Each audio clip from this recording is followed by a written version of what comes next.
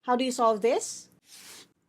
Pag-usapan natin yan sa video na ito. Now, this is a mixture problem. It may look complicated, pero madali lang talaga ito. Meron din akong full series nito. So, meron din quizzes. Go ahead and check those out if you haven't seen those yet. But for now, solve natin to. This is a little more complicated than your regular mixture problem kasi minigay sa'yo yung kinalabasan, pero nawawala yung dami nung isa sa dalawang hinalo. Now, this is how I like to solve it. Yung kinalabasan, nandito sa left side, 45%. At siya ay pinaghalong 24 liters na 60% and 30% alcohol na hindi natin alam kung gaano karami. Kung ano hindi natin alam, hinahanap natin, yun yung magiging X. Sa math ha, hindi sa totoong buhay. Tapos syempre, yung kinalabasan would be 24 liters plus X liters. At yun naman ang ilalagay natin dito, 24 plus X. And then we just solve it. We multiply yung nasa taas sa nasa baba. Pero para na lang hindi masyadong masakit sa mata, kahit na hindi na percent, 45 na lang, times the quantity 24 plus X is equal to 60 times 24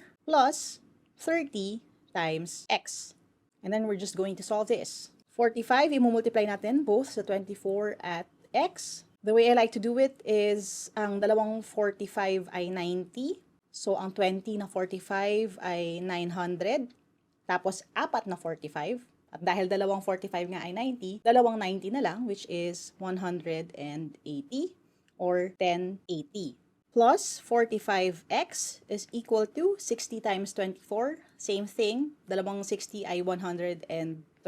So, 1,200 ang 20 na 60. Plus, apat na 60, 6, 12, 18, 24. Dagdagan natin ng 0 dyan. This is going to be 1,440 plus 30x. Tanggalin lang natin tong visualization na yan para mas klaro. And now, we move all the x's sa isang side and all the regular numbers, kumbaga, sa kabilang side by subtracting both sides by 30x. And yung 1080 din, or 1080, mabubura to, and you will be left with 15x is equal to 360. Divide both sides by 15 para maiwan yung x na lang. And here, you have 24.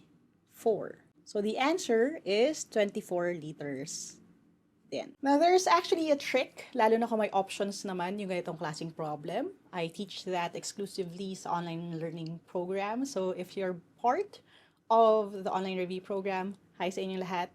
We will learn this pretty soon. If you haven't yet, abangan nyo na lang yan, okay?